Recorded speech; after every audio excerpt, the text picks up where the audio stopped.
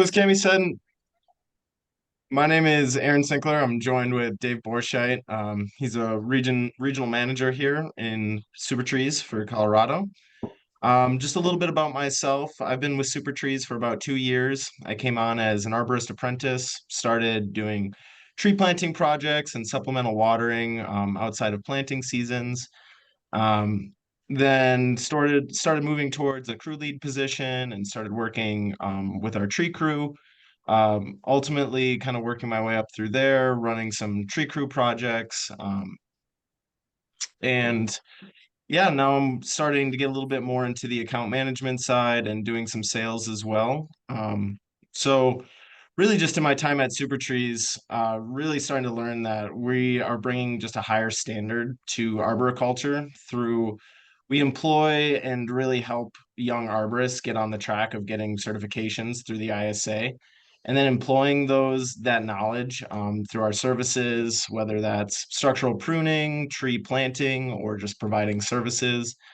And we really just try to work with cities to provide really whatever they need. Some we kind of say here, if you can dream it up, we can find a way to provide it to you.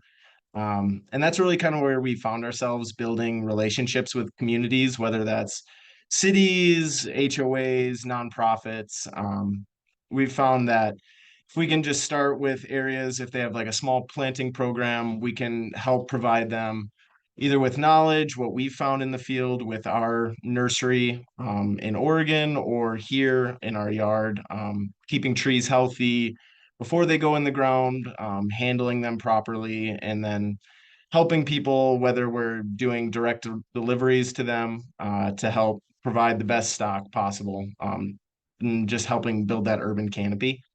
Like I said already, we put a big emphasis on the aftercare of trees, not just trying to put them in the ground as many as possible, but maybe limiting the amount of trees that we put in the ground to allocate better budget resources into making sure that they get properly taken care of, whether that's structural pruning or supplemental watering for them as well. So it's a lot about building relationships here on our end, and we found that really it goes a long way with the communities.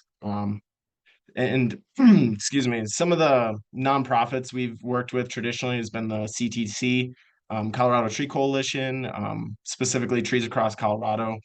And we provide about 3,200 trees or so, 3,000 trees a year with them. And that helps get our trees into smaller communities that are typically outside of the front range, outside a little bit of our range. Whether that's, yeah, we can do direct ships to those areas, but they've really helped get our trees in the hands of other communities.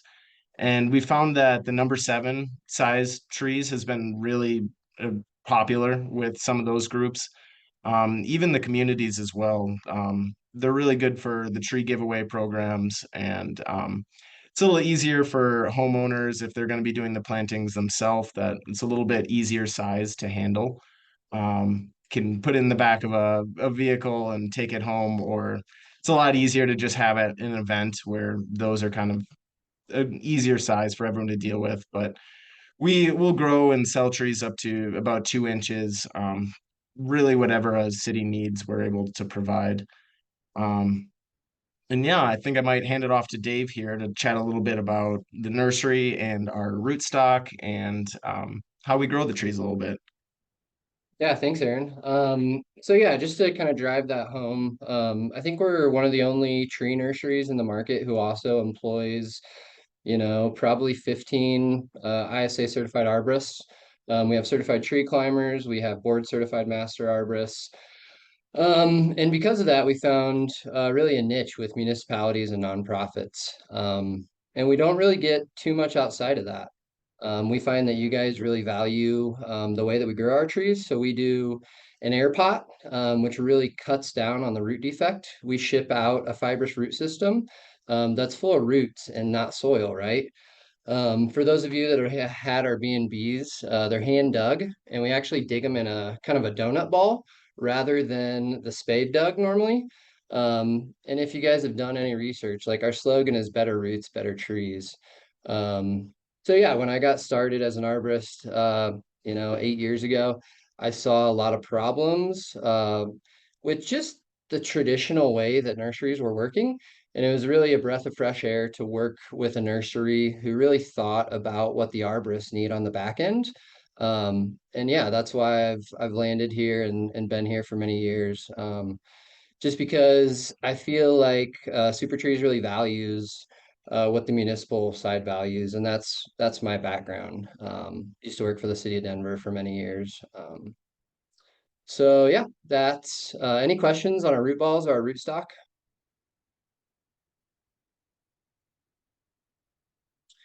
We do a lot of our own propagation too. So over the years, we found that other nurseries are putting sometimes the the top of the tree on a rootstock that doesn't do well. So we've really taken a lot of that in house and started doing our own grafting, our own propagation. We can work with communities to find trees of special interest to you guys too. And we can propagate those and get those actually back in your hands. So you have local genetics that are superior to what the other nurseries are providing. Where do you grow the trees at? Yeah, so we grow them in Canby, Oregon. We do have plans to do some Colorado grown trees in the future. We're just kind of waiting on the right time and opportunity to do that. We do understand that the climates are very different, but I would say 85% of the trees here in Colorado come from out of state. So yeah, we're moving towards that way, but for right now, our main farms are in Oregon. Cool, thank you. Yeah. Yeah. Anyone else have questions about the rootstock and nursery stuff? I mean, not to make this a sales plug or anything with them, but I mean, they came to Alamosa and Monte Vista and chatted with the tree boards as well. And the one thing that I like about the opportunity is in our rural area, we have a fairly limited tree diversity that the two nurseries bring. When I say nurseries, they're not actually growing places; they just bring it in and sell it. And so the opportunity for us to be able to reach out and get some other species diversity other than just like another variety is something we're intriguing and going to look at making some orders through the city of Alamosa just to see what we can get other than the 6 trees that have typically been available for us down here. And it, I mean, the whole idea of Oregon, I mean, I can tell you the two nurseries that we have here get most of their stock from a nursery in Oregon. I don't know which one. I just know that they come from Oregon, and so I understand the value of going local with it. But gosh, we're getting them from far away anyway.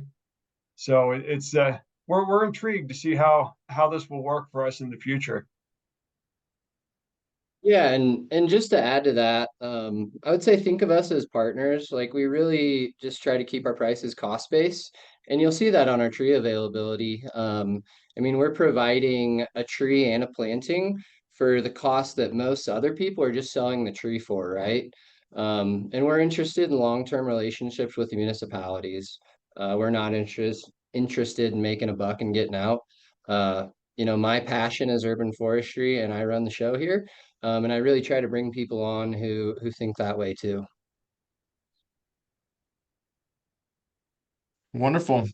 And then, yeah, so if there's interest in getting trees or if you're curious about how that can work, we have trucks pretty much from end of February, March, running all the way through May, coming out here. We can organize direct shipments to either coming to your communities, your cities.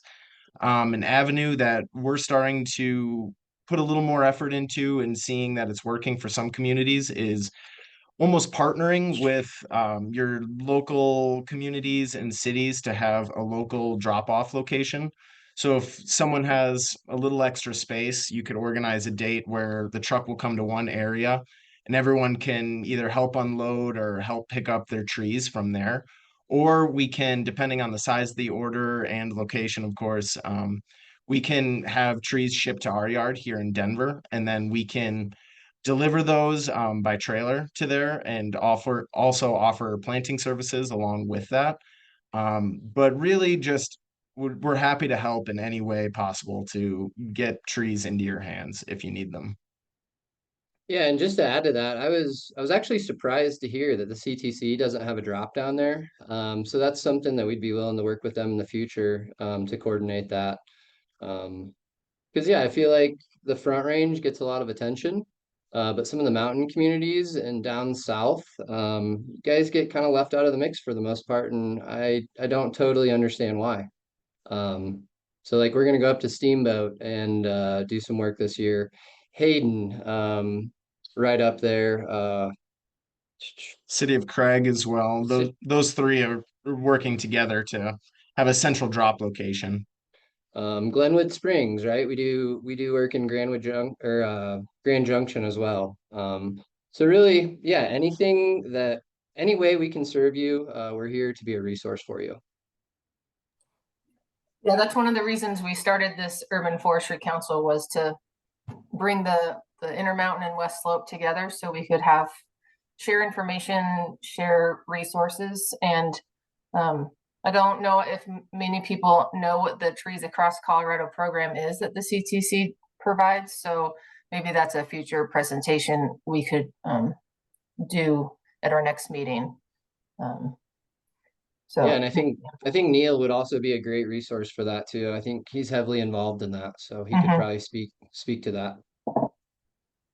Could you go into more depth of what an air pot is for those in the meeting who don't know the difference between an air pot and just a regular container?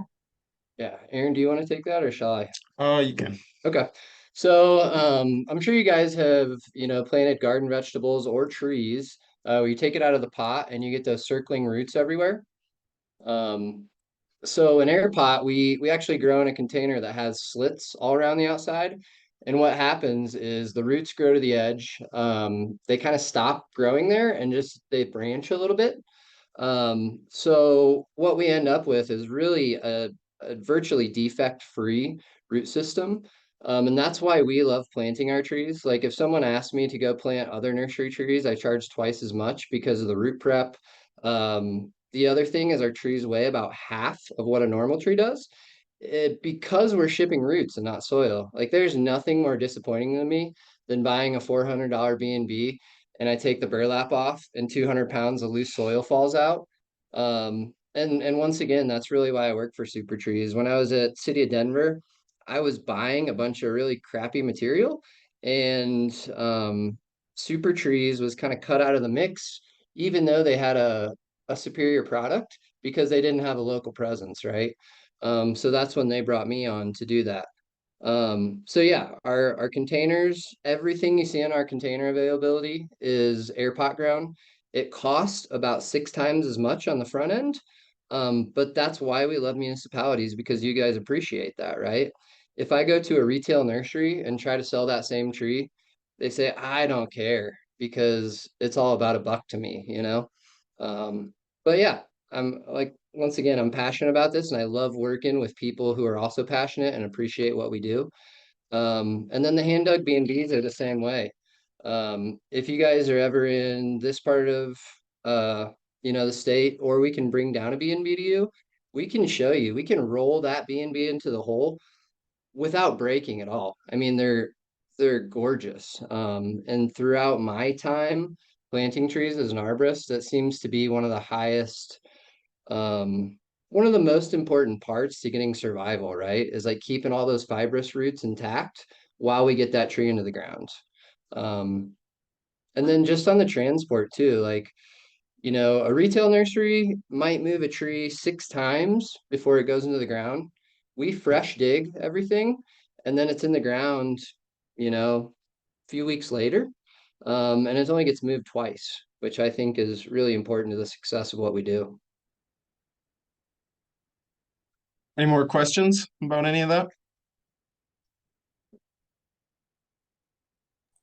What are some of the species that you guys offer? Like, what are some of your top sellers? Sorry, and then Carolina can go.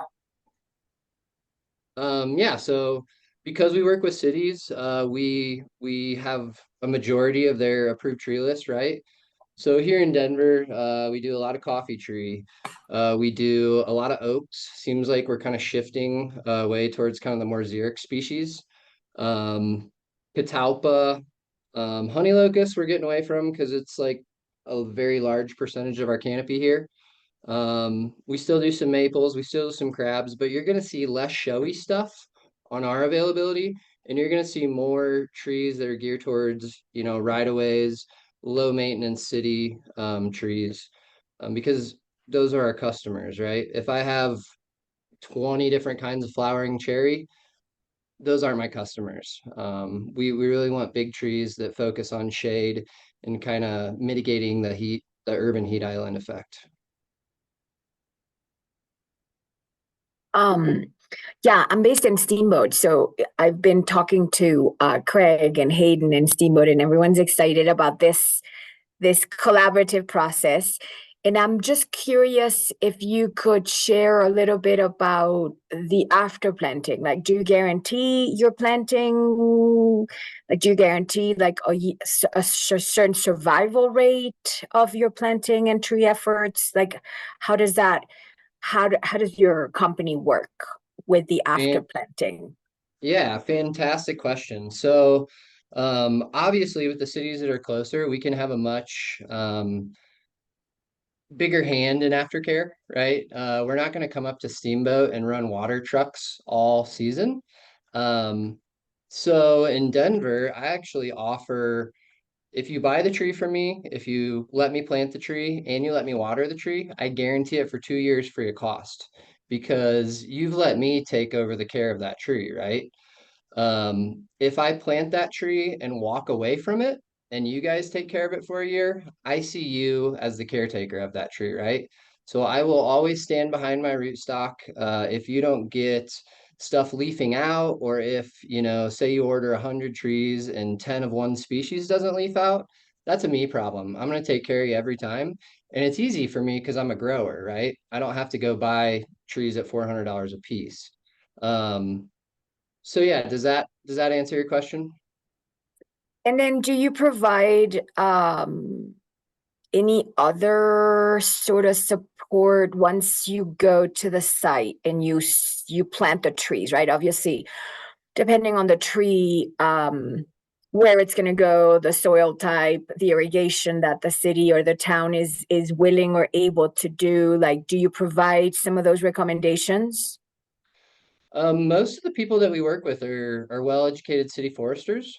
So I try not to step on their toes in those areas. For HOAs and other clients, we will consult on that. We'll do soil tests. We'll say, hey, you know, let's put the right tree in the right place. But I like to let the city foresters make a lot of the decisions. Um, and then, you know, in addition to the watering, we do a lot of mulch maintenance, stake maintenance. We kind of do that free of charge while we're out because we're already visiting the trees. Um, and to me, it's just all the little things, right? Like people want to plant trees and forget about them, and I don't think that's proper here. You know, in other states with more water resources naturally, uh, that's something that can happen. But here, it's really about the aftercare and the establishment period. So all those little things that no one wants to do, uh, I'll do. You know, that's just how we've created our business, right? Sure. And the reason why I asked is because, these small towns don't have city foresters. If they have, they might have a part-time arborist through the season, through the summer season, that might or not be certified. And so I get a lot of these questions. And so that's why, and obviously, again, every community is different. Hayden has very different water. Like, the water they use for irrigation is really salty because that's just where the water is, right? And so Yep. there are lots of implications. Again, in these rural areas, I would just encourage you to even develop something simple and don't assume that, again, in these rural communities, there is a city forester that will know what to do. We Yep. are in most areas, but I'm an office of 3 people that are doing all kinds of things in the Northwest area. So there's just so much we can be connecting the dots. So I think this is an amazing pilot project for us to see how we work together and how we can bring success to these communities that are trying to do the right thing with climate adaptation. And again, renewal of the forest stock. Like Hayden, as you know, I mean, they need to renew their cottonwoods. They're hundreds years old. They're dying or, heavily, just in decline. And so it's going to be a huge ongoing effort, right? Like decades of transforming the urban forest. And so I would just say that, as you were saying, like you're developing a relationship with these communities. It's not a one-time shot. So the more information and support you can provide, the more help I'm getting too, because then I won't have to do it. Yeah. No, and I think that's a great point. We went down to visit, what was the guy from Monte Vista's name? Craig, I believe. Yeah, so he got a huge grant and we're talking to him there and we're like, how many trees are you planning on planting over the next few years? And he says 500, And we're like, how many trees do you plant right now? He's like 8. And we're like, Yes. whoa, let's think about a better way The to do this. capacity there to do all that, right? And to do the maintenance. And so that's a really good message too, that I always try to encourage people to do less and do it well, right? Start small, try things, build on success, be conservative. It takes, like, the planting is just the beginning of the effort, right? And so I'm glad you're kind of spreading the same kind of message and trying to do well by our small communities that, have limited funds and are understanding the need to diversify their urban canopy or in also, I mean, we have so many like crab apples here in Steamboat. People love their crab apples, but something happens to their crab apples and we'll have most of the trees along Steamboat proper gone, right? Yep. And so diversify and also the climate adaptation component. I mean, water is going to be a huge issue. So thank you. And I'm sure we'll get to see each other this summer at some point. Yeah, we'd love to come up and see you. And yeah, I just want to reiterate, like, we're not the experts in your area. We do have tree knowledge. So really, if we're going to do that, we're going to work with you guys to see what your local problems are and just how we can apply the knowledge that we have, because we may be tree experts, but you guys are the local experts. So Great. Sounds great. Thank you. thank you. Thanks. Any other questions? I just had a quick question. If you have anything that you can show us to actually see this AirPod. Yeah, we could, we got a bunch of trees out in the yard. If you guys don't mind a little field trip, I can go actually pull one out and Aaron can try to get his camera to kind of capture that. You guys into that? Cool. Yeah, thanks. That'd be great. Yeah, let me go find one. Here we go. If you get motion sick, close your eyes. And someone let me know if we lose connection as well. We might be getting a little far from the router. Perfect. So that's your shop there in Denver? Correct. Yeah. We have capacity to hold about 700 trees in our yard. I think we have about 500 right now, but we're anywhere from 100 to 200 trees are going every week, coming and going.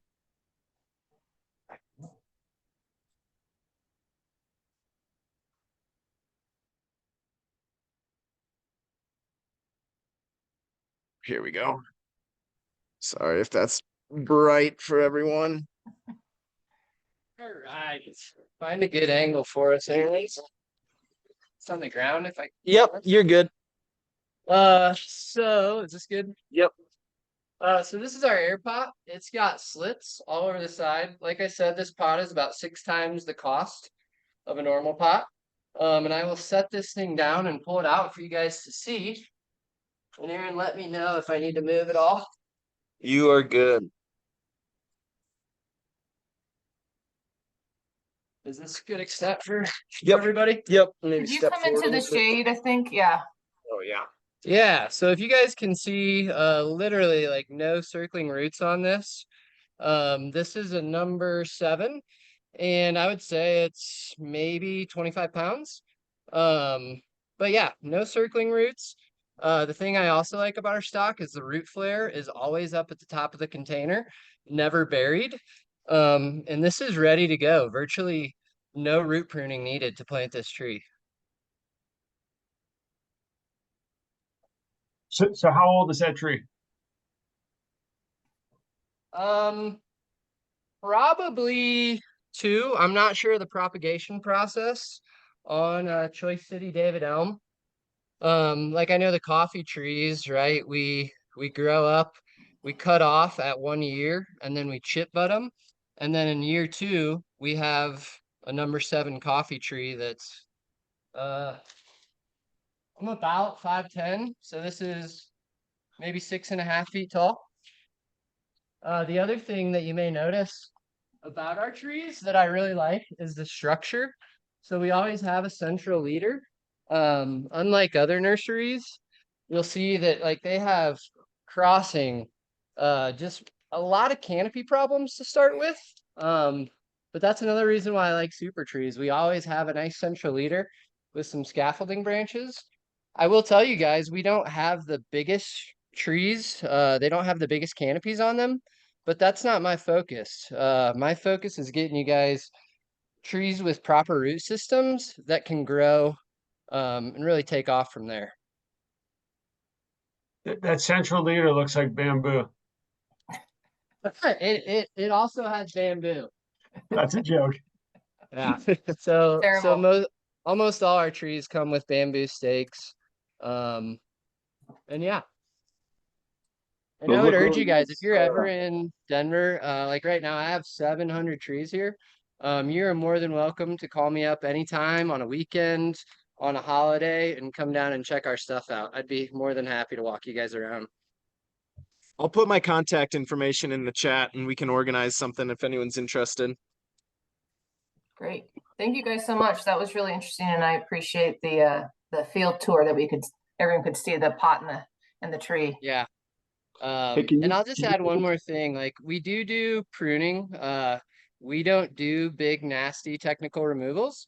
It's all structure pruning. So really, when people hire us, it's for that establishment period and for trees up to like 15 years old, just to get them on the right path, right? Jason, did you have any other questions to follow up? actually, it's Earl. I'm just Earl. using Jason's link. But hey, quick question. Roughly, what is that number 7? That's a coffee tree there. What does that This run? is Choice City David Elm. That's an elm. Okay. What does that run? These Colorado wholesale are what are they, Aaron? 180. 173, I think, but that covers all my like shipping into this yard and me unloading it in temporary storage. If you guys were to buy that, actually, I think they're 116. Sorry. Oh, Yeah, yeah. 116. A 15 gallon is 173. If you guys were to get that direct to you, this same tree would go from 116 to like 80. Cool. Yeah, I think we'll work on trying to get some education and outreach out here about getting some orders for communities and have a presentation about trees across Colorado for future potential coming together orders. Perfect. Whatever you need, just reach out to Aaron, and we're always glad to come to you guys too. We love traveling, so. Oh, Chris Beiser just said that Heather and I had our trees across Colorado order show up this morning, and they're just wrapping up with the unloading. So Chris Wonderful. is Basalt and Heather is Glenwood Springs. Good That's to awesome. hear. Thanks, Chris. All right, well, we're going to move on to the next presentation, but yeah, please share your contact info, and then we will. Do you guys have a website that people can go to?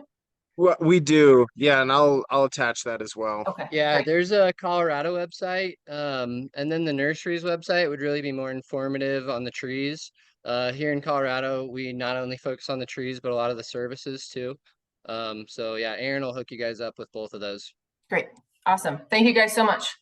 Yep, and I'll be around till the end if anyone has any questions afterwards as well. Cool. Thank you. All right, so I'm going to go into my presentation on the IRA grant.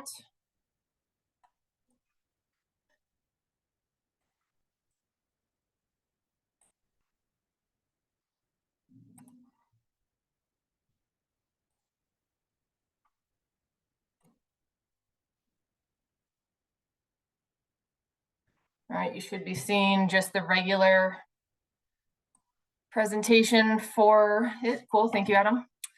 Okay, so the IRA money. This is the, click the right. First of all, the State Forest Service is hiring a position right now. The tree equity specialist position is open for applications right now. We are going to have 2 more positions open up this summer. These are both counterparts to me. So I'm Western Colorado community forestry specialist, and we're going to open up one for the Front Range and the Eastern Slope this year. So if you're interested, or you know someone who's interested, please apply, or just keep your eye out for the other 2 positions. So what are the IRA grants? It's money that was set aside by Congress, the Inflation Reduction Act, which was passed in 2022 to address climate change and impacts on disproportionately impacted communities. Over 250 million dollars were provided to all the states and territories, and it's and Colorado got a portion of that, as did some communities like Monte Vista. So the Inflation Reduction Act has 3 main things. 1, access to urban tree canopy, broadening community engagement, and improved urban forest resilience. So those are the main ideas behind this community forestry investment money that they set aside. So how do you determine if you are in a disproportionately impacted, I'm just going to say DI because disproportionately is difficult apparently for me. So DI communities, if you Google CGEST, except apparently their certification for their website is expired last night at midnight, and it's not updated yet. So when you Google CGEST, you will not be able to access the website as of this morning. So hopefully they get that fixed. But when you Google CGEST and the website is working, you'll see that this is all the grade areas are what's considered DI across the state. And these are the areas that the IRA money is focusing on. It has to be used in or adjacent to DI communities. So I went online to grab the northern part of Colorado, and that's when I learned the website was down, but parts of Moffat County are included north of Rangeley. So Dinosaur and outside of Craig. But then you can see zoomed in that it's kind of hard to tell, but there are some places in Grand Junction that are DI. You have Rifle. I don't really know what's special about this area, but apparently it's DI. Delta, Montrose, Hotchkiss, Cedar Edge, Crawford, not Paonia, are DI, Montrose, Uray. I'm sorry, not Uray.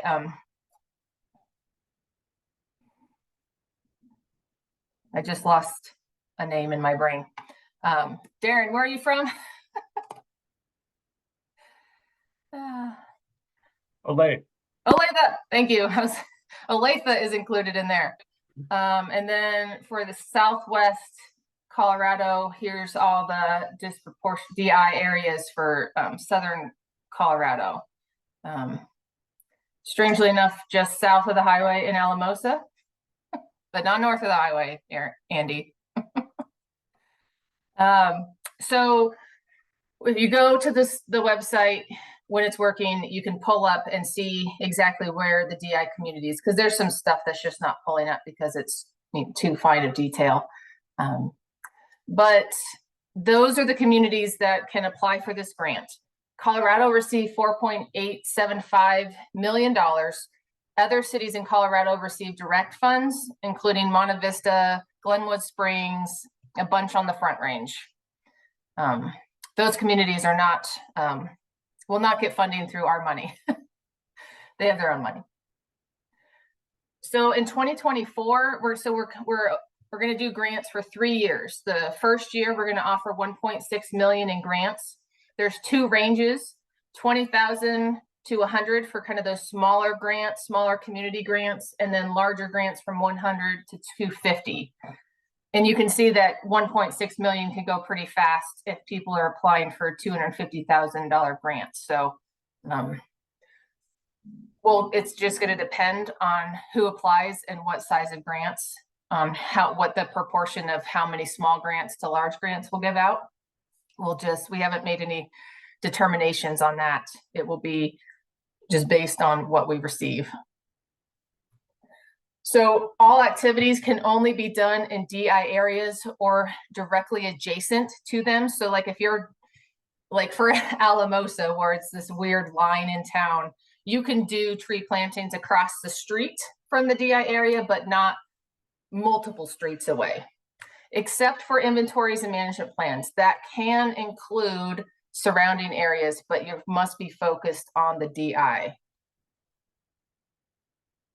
So for example, Paonia, I was going in to update my map for Paonia because this is Carrie's presentation, Carrie Tomlinson's, and this is Oklahoma, but this is where she grew up. So for example, Garber is not a DI area, but they're next to Enid. And so if they wanted to work together, they could. And so that's what we came up with, a suggestion for Paonia to work with other communities in Delta County to do, go after a grant, because even though they're not considered DI, but they could help, they could benefit from a grant of maybe hiring a forester to help provide services, inventories, and management plans. And for example, for Delta County. And so if Paonia provided like the oversight of the person, they could then benefit from that person they hired for all of Delta County because they're providing in-kind support. So you can kind of think outside the box if you don't have DI, but you're adjacent to a community with DI. I know that's kind of vague, but if you want to talk things through, Carrie and I are happy to come up and brainstorm with some project ideas. So who can apply? You must have DI communities within, and that's where my asterisks are. If you don't have it within, you need to partner with those who do. But cities, nonprofits, schools, churches, neighborhood groups. If it's a group, you must have an LLC or a bank account. You do have to be able to get a federal ID in order to get reimbursement. And this is a reimbursement program. So you have to, the grantee awardees would submit paperwork once they're starting to spend money and then get reimbursed. We are not able to give money up front. So here's some examples of what we can fund. Tree planting, and what's great about this money is it can be done on both private and public lands. It does, a lot of these grants in the past has only been able to have been done on like city properties, but now we can do work on private property. So tree planting, it can help pay for irrigation, not for shrubs or grass, but for trees, hazard tree removal, tree pruning, and tree inventories across a community. It can also, you can also go after a grant for career pathway development. So helping people in the community to get skills in order to work in the urban forestry world. So career pathway development, working with volunteers in community training, management plan creation, and being really creative on wood utilization, urban wood utilization. So is there any questions on like what kind of projects the grant can fund?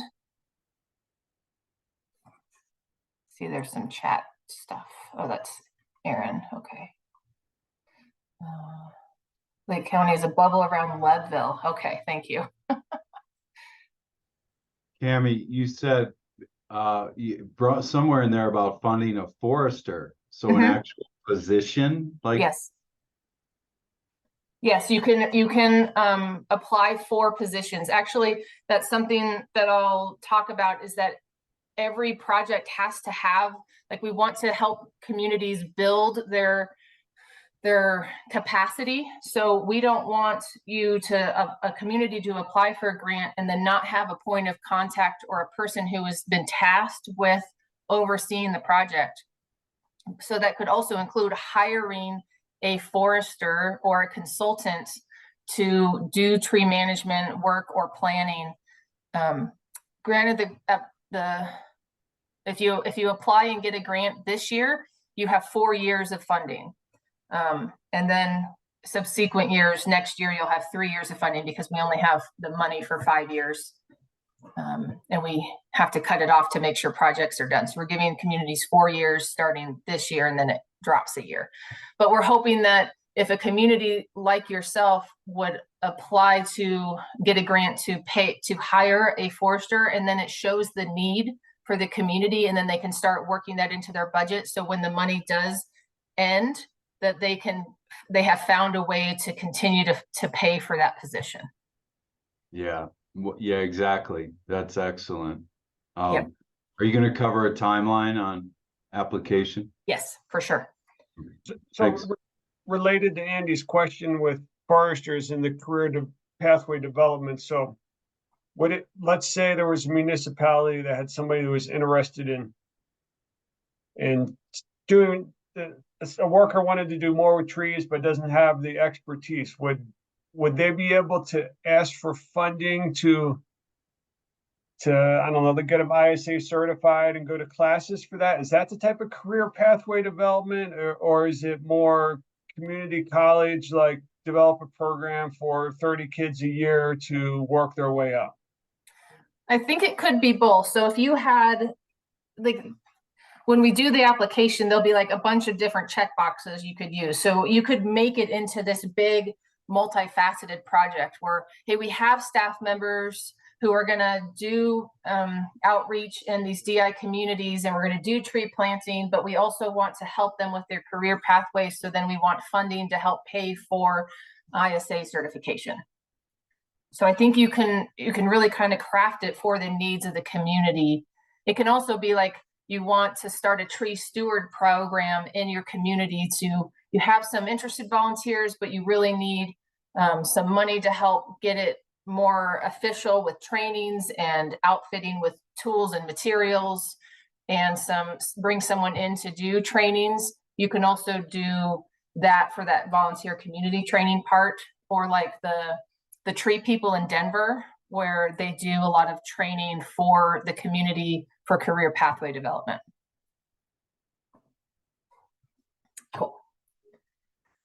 Click on the right button. Okay, so what makes these grants different from your typical is that it's not just tree planting. One, it has to be focused on your DI areas, and there's no match.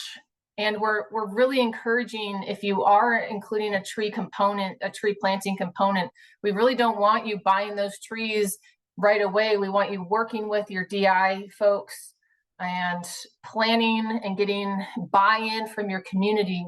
We're not trying to rush you to get stuff done. You have 4 years starting if you get money this year. So we're trying to help people take things slow and really get planning done on the front end, so that it's a successful project in the long run. So we are going to have an online training that will be required to attend before you can submit. We're working on that with actually the tree people in Denver. It will be live and recorded, and the way that we're going to ensure that you watched it. If you watch the recorded version, is we're going to hide a little Easter egg in the video that you then have to answer in the application of what the Easter egg was. What that will be, I don't know yet, but it will. That's how we'll ensure that people have watched the training video, and it will be on like proper planting and how to create a budget, just all these little things that we want to make sure applicants know in order to be successful. But ongoing training will be part of the for those who get grants. It'll be a continual making sure that the training and the education is there, so no applicant or grantee feels like they don't have the support they need. And that's part of what that open position is right now, that tree equity specialist. They're going to really be working with those who get the grants to make sure that the projects are going well. One thing that Carrie has decided is that if you are doing a tree planting, you have to have a 90% survival of your trees. And so when you're putting a budget together, we want to make sure that you set aside money that will be there for replacement. But part of that is also proper tree planting and good tree stock. So just know that there is some requirements on survival. So this is the no tree planting for the first 6 months, because we really want you to work with your DI folks.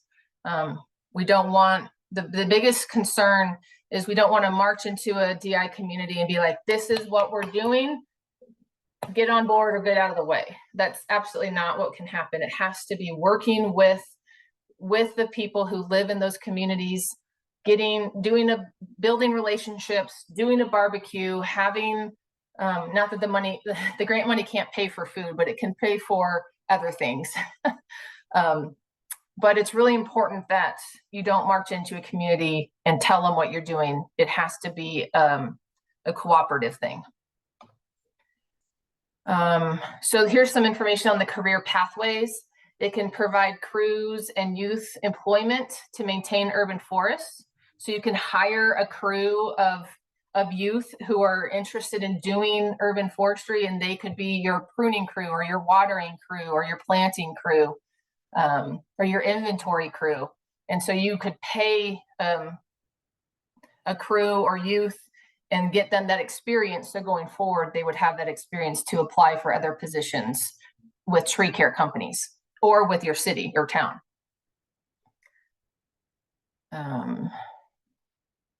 Tree care planting.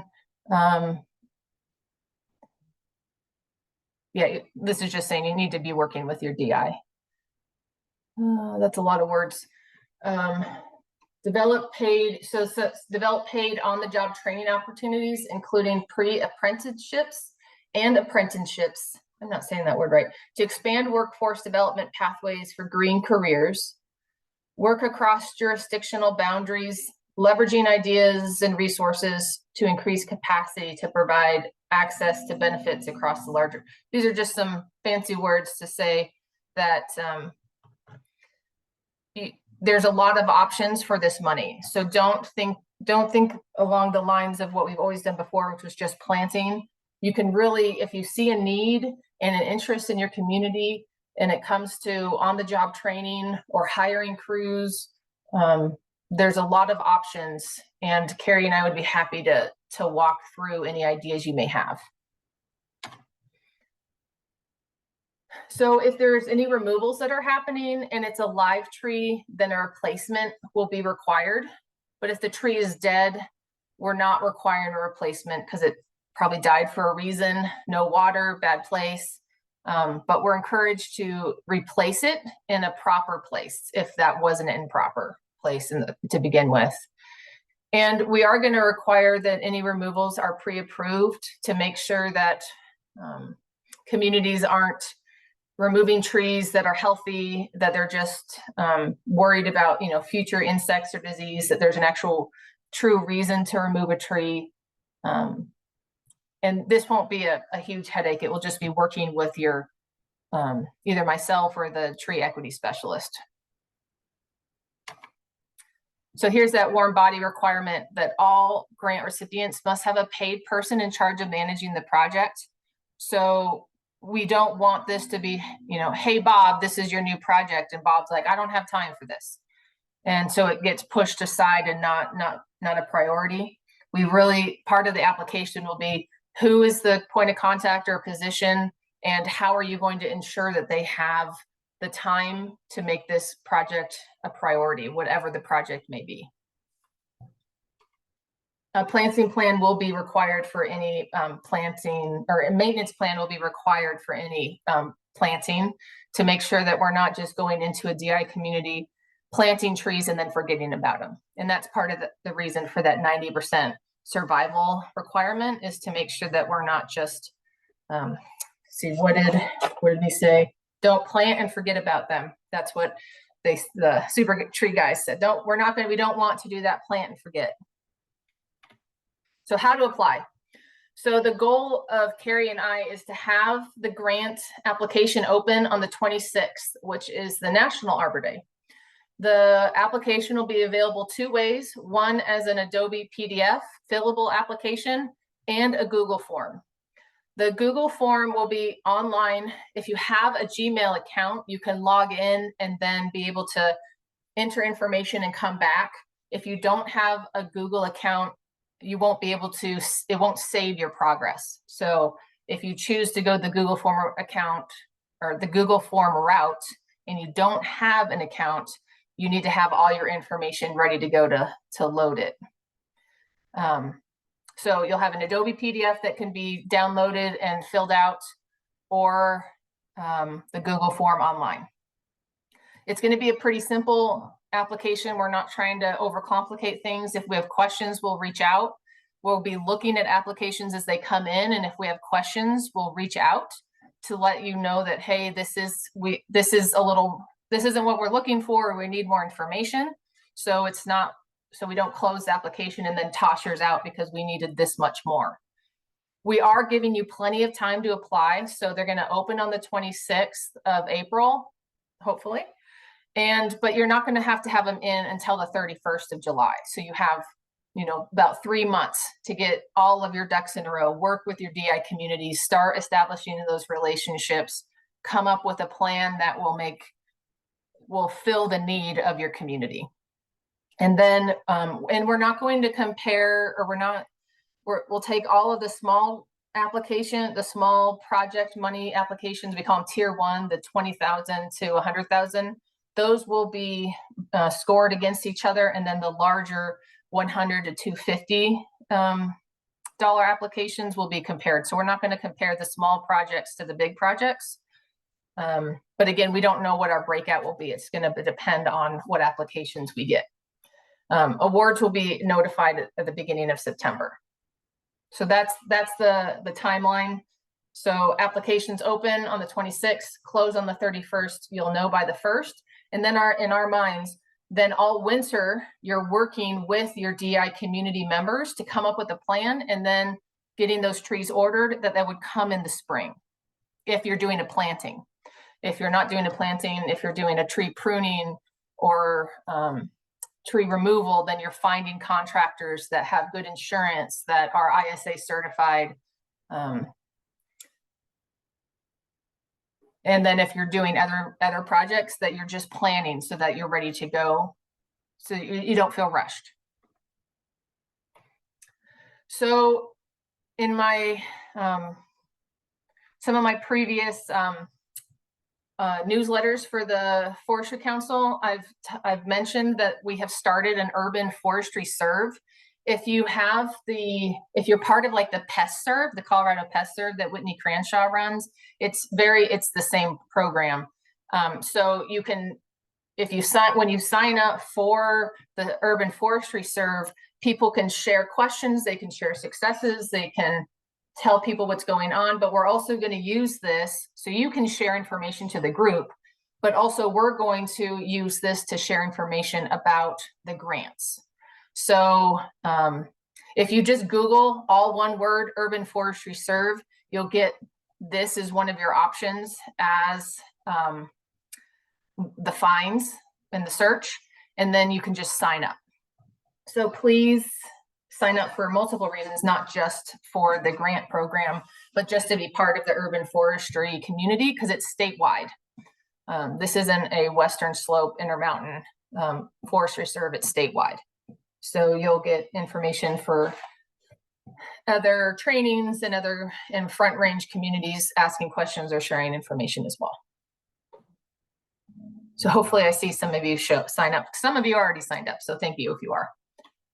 So just to let you know, if you are in a DI community, one of the things we've used some money for is to update the tree plotter to include canopy coverage for DI communities. So if you go to Co-Tree View and you click on canopy, which I've circled in red, this is a new button at the top.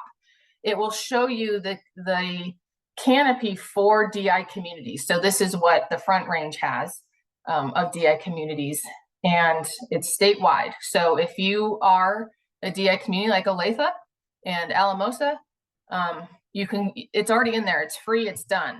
What you can do with the money is apply for a grant to do the remaining portions. Like for Alamosa, your north side of the highway is not done because it's not DI, but you could apply for a grant to do the canopy coverage of the rest of your community. And you could wrap that into other parts of your grant. It doesn't have to be separated. It can be part of a larger grant. So if you don't have an account, if you go over to the right hand, you click on login, and then it will ask you to create an account, or you log in if you already have one. If you don't know if you have an account, you can send me an email and I can look and see if you have an account and give you the username. So the secret sauce,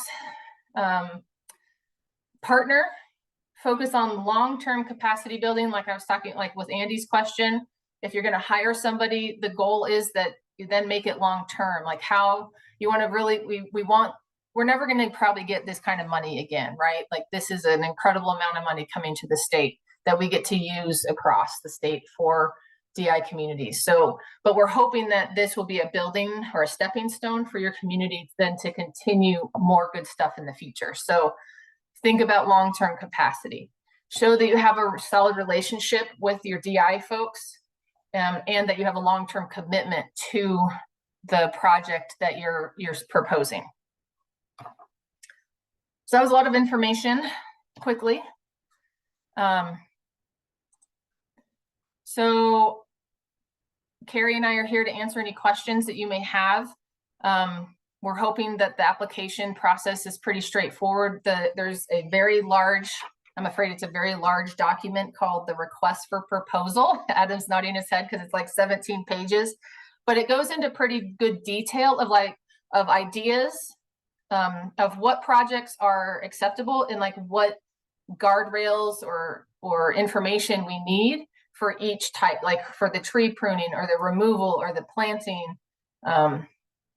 and the management plans. Like we have a lot of information in each section so you understand what we're looking for.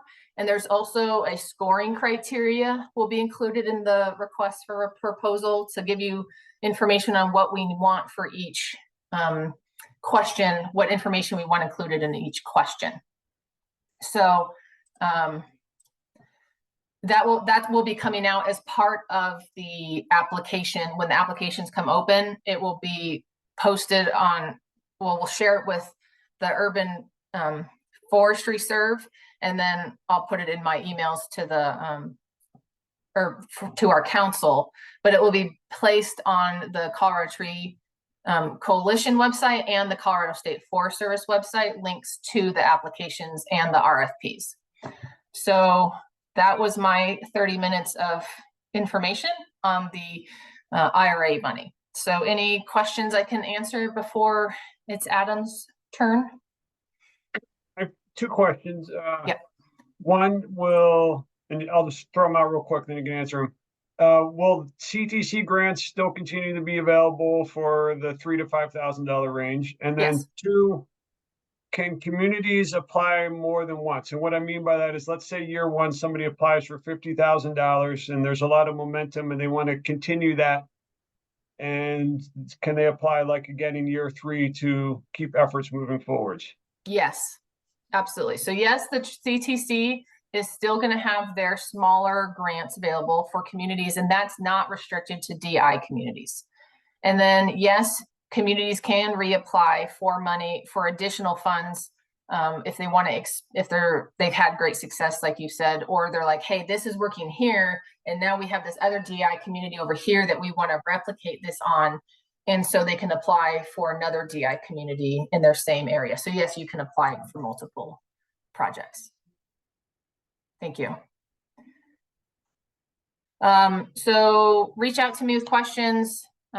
Carrie and I, like I said, we're happy to talk through project ideas with you, or if you're just not sure if something will work or you need some connections,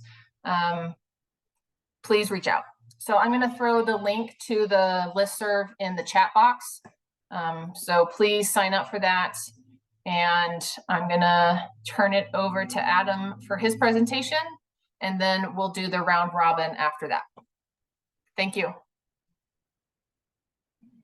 Okay, thanks. Do I have screen sharing capabilities? Where the heck is that button? Of course, I already gave it to you. Where the heck is that button again? Doggone it. Do I? What's Yeah, I made you a co-host. It shares the share screens next to chat. There it is now. Okay, perfect. Thank you.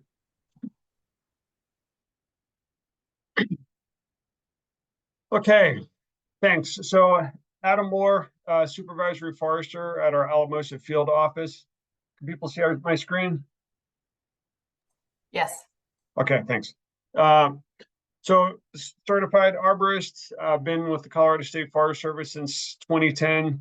And I would say our office is pretty typical of most of the smaller offices, in the fact that a lot of us are kind of jacks of all trades. And so not just focusing on urban forestry, but wildfire risk, community tree health in terms of insect and disease, working with partners such as the U.S. Forest Service and BLM. But May is National Wildfire Awareness Month. And in light of some of the fires that we've had already in Colorado this year, and fires within the last year in more urban areas, just wanted to provide a little bit of some context and tools that people can use. So, oh, come on, slide. There we go. So I'm not going to try to answer this question right now, but there's always that debate about what is it? Is it urban forestry? Is it community forestry? And I mean, a lot of people think urban forestry is a little closer to the individual trees, and community forestry is looking at the bigger picture. Like I said, there's debates on that, but I think that this fits a little bit more in the community forestry, because it's looking at a lot of times undeveloped areas of trees in communities or adjacent to communities that may be owned by, let's say, a county or a large landowner that the community could have influence on. So part of this is about the wildland urban interface. And this is a definition from one of our publications that I'll show a link for later. But the area where structures and human development meet or intermingle with wildland vegetation. Oftentimes that's thought of as where houses and trees meet. And as the Marshall Fire in Colorado made more people aware, it's not just trees, it's grasses and shrubs. Those are flammable materials that oftentimes this time of year, we have a red flag warning actually in the San Luis Valley because of the hot, dry, windy conditions. And that's down low where we have the grasses and the shrubs. And those grasses and shrubs are going right into some of the towns. So some of the recent fires that have definitely been in the news, the Camp Fire in California in 2018, we can actually see some trees that are still alive in that picture. More relevant last year in Hawaii. And there's not many live trees in that picture, but these are obviously more urban areas. And closer to home here in Colorado with the Marshall Fire, and then right here in Monte Vista, so just a few miles from us, one of the communities that Kamie mentioned is getting a large grant on their own, is they had a fire right there in town that burned, I believe it was 6 structures down and numerous trees. So this is certainly a relevant topic. Now, I'm going to switch screens a little bit, but there's a couple different layers that we're going to go in and talk about with COWAR. This stands for Colorado Wildfire Risk Assessment. So there's this planner, which is one where you need a password, has a lot of layers, and then a viewer, which is a quick, easy one that somebody can look at. Are you checking chat with me to see if there's anything I need, Kamie? Yeah, I'll do that. Thanks. Okay, perfect, thanks. So let me see. Let me change screens. Come on. Uh-oh. I think this means I'm gonna stop sharing for a moment and then go to the screen I want, because it's not letting me stop share at the moment. All right, so I'm gonna reshare again.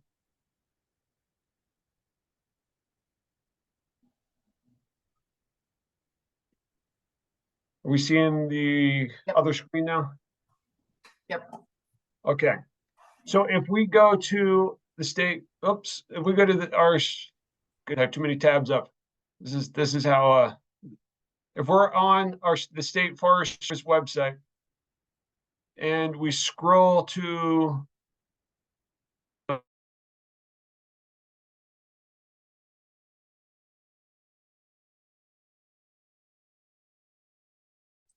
Oh, I think we lost them all together. Oh, no, you're still there. Your screen isn't sharing anymore. There we go.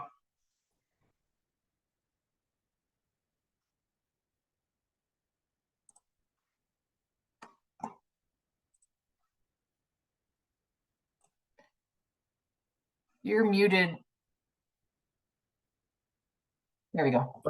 sorry about that, thanks. I don't know why I lost connection. But once again, if you're at our main website, we'll just go there again so you can see it.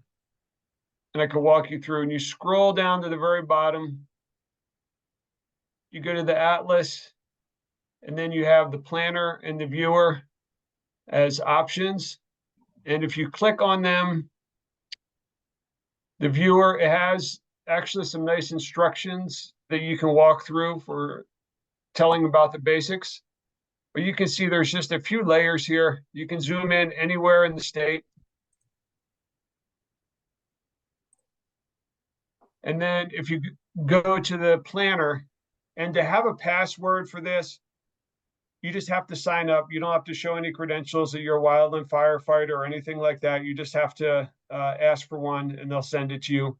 The main difference here is they're wanting people to, if you're reaching out, then they think you have a base knowledge of some wildland fire conditions and won't get overwhelmed by the number of layers, because there are a lot of layers here. So you can have a full fancy tour to go with it. We're just going to ignore the tour part.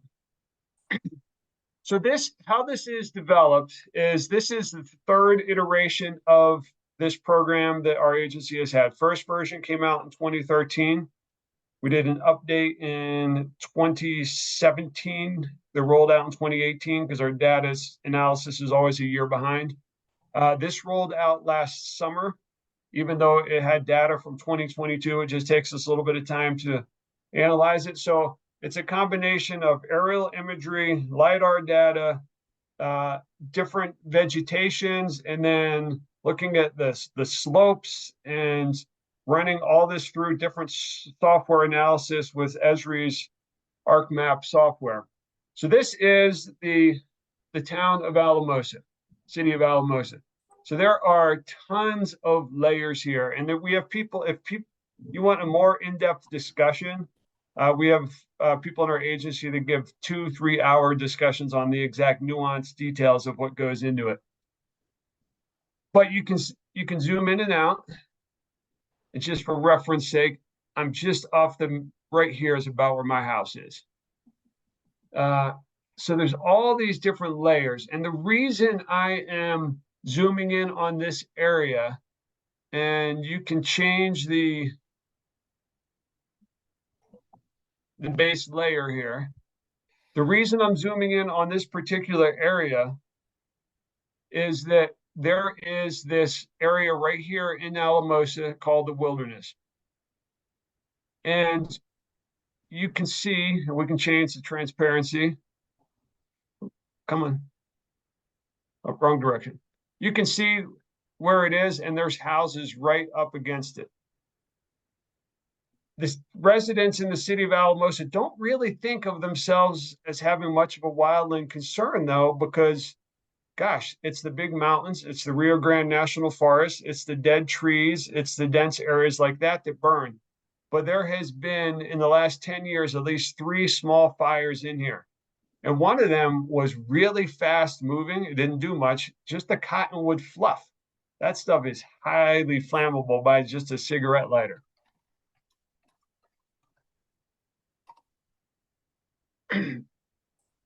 And when you click on the different layers, there's further down a description, a brief description of what it tells you about it. So fire intensity, good quick overview of it. Burn, and I'm not going to go through every layer. Burn probability, we can see annual probability of any location burning due to wildfire. And in general, the darker the color, the higher a risk is. So one of the neat layers here is the wildland urban interface risk. So what they did with this layer is they actually took into account and had some Bing aerial imagery that basically found every piece of infrastructure out there and conglomerated it together and did analysis. But once again, we have this area here I talked about, and there's a lot of red nearby there. So not just is it an I'm going to put the legend up for you. Not just is it an urban interface, but it's an urban interface with a risk there.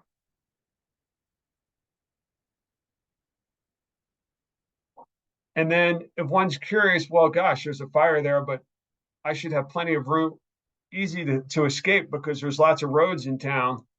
Well, you can look and see, okay, how fast is the fire going to go? Is this actually a concern to me? So it's going to move fast here, but a little bit further away, not quite as fast. And one of the neat layers we added this year is spotting distance.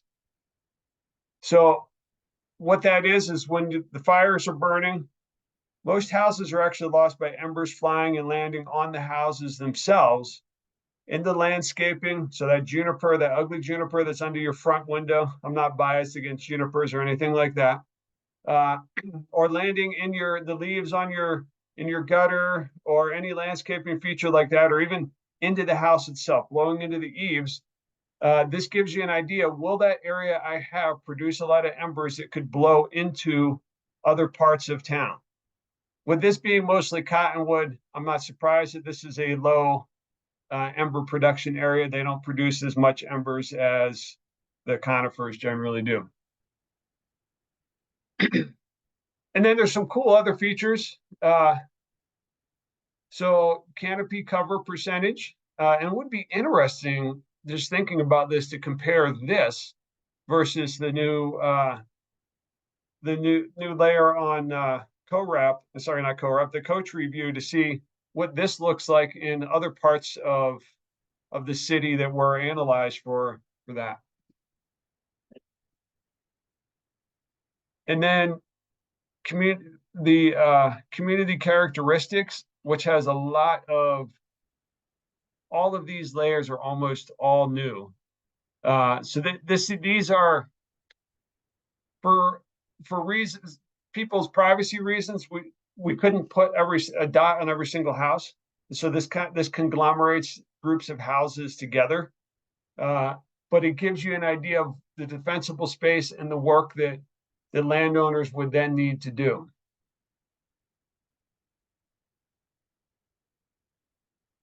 And back to the idea of ingress and egress, once again, conglomerated together. But so this area here, it's a little more difficult to ingress and egress from. And knowing the community, I'm not surprised because all of these roads up towards the river are basically dead end roads or cul-de-sacs. And so you only have one way out of some of those streets. Granted, they're plenty wide, so that's not a huge concern, but it still makes it one less option for them getting out. So if I was to look at this and use this as a tool to design a project,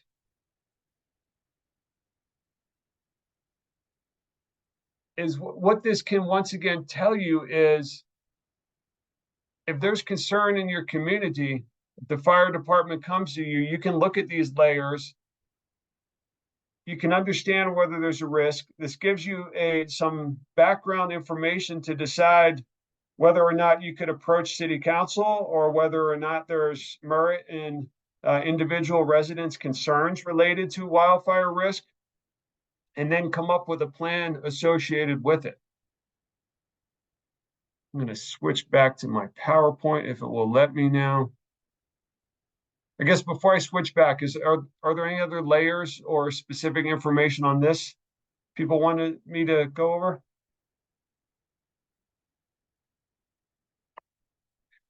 Sorry, one more thing I forgot to mention is you can actually even, come on. You can input project areas into here. So you could draw a polygon around it and then produce a report, like a 30-page report that has a map of every layer in a PDF that you can then just use as a reference tool as well, instead of just having to look at it digitally.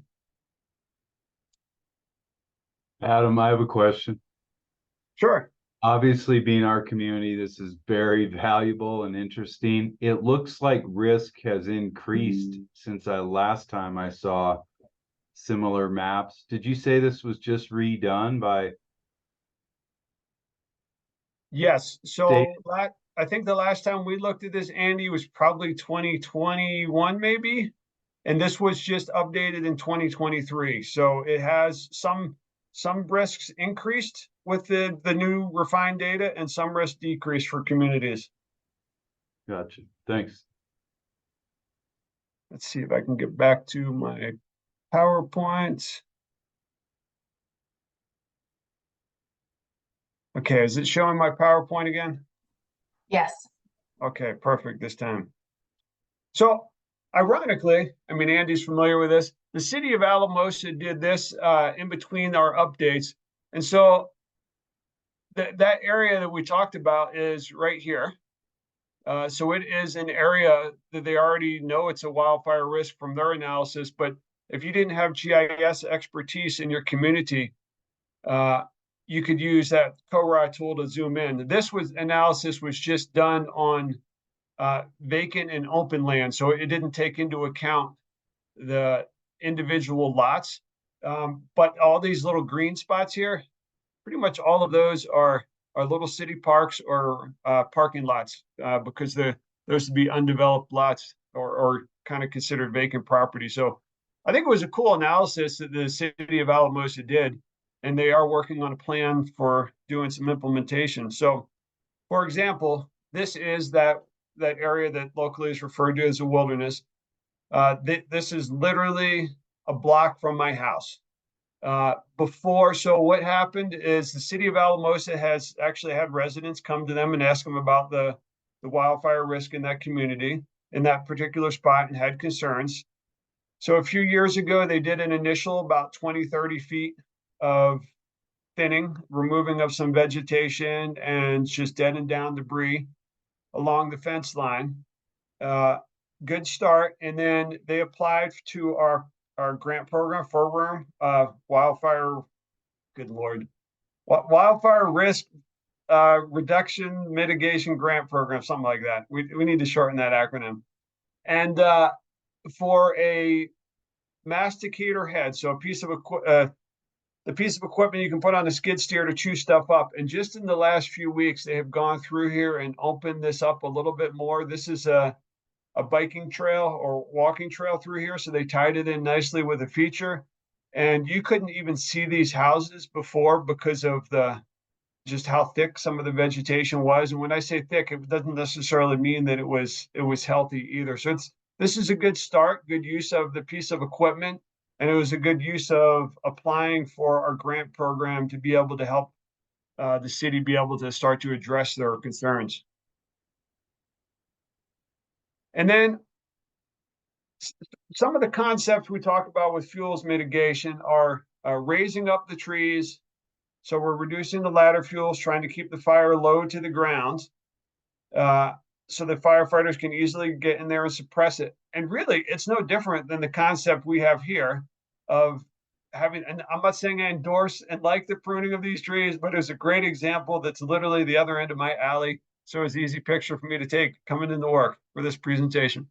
But you can see it's the same concept of raising the trees for sidewalks or raising the trees for along the roads. And so arborists that want to get into this, it's not really learning a new skill. It's just applying it with a different context. And it's the same. What we're also looking for is spacing between crowns so that if we do have a fire that gets up into the top of the trees, it's not an active crown fire running between them. So that's the same concept really of going in and us removing some sick or diseased trees. And oftentimes when I do individual visits with landowners to talk about their defensible space around their house, is we first start out looking at the sick trees or the trees that are suppressed and get those removed first. And oftentimes that does the majority of the work. So we can see here, there's obviously a few trees that we would consider removing due to the hazards that this would provide to somebody sitting on this bench. Bonus points if anybody knows what community that's in. And you can't answer, Kamie. Okay, so that's kind of the basics I wanted to provide, was just some thoughts on the tools we have and people considering what the wildfire risks are in the more urban area that is often just not considered because of not being as fancy and big of vegetation that's burning.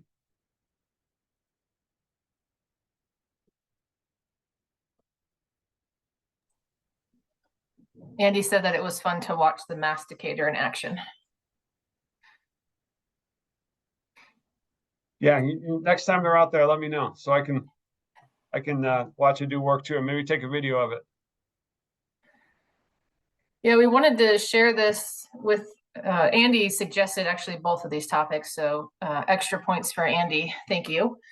But we thought there's a lot of communities on the Western Slope that have wildland urban interface that interfaces with our urban forest canopy.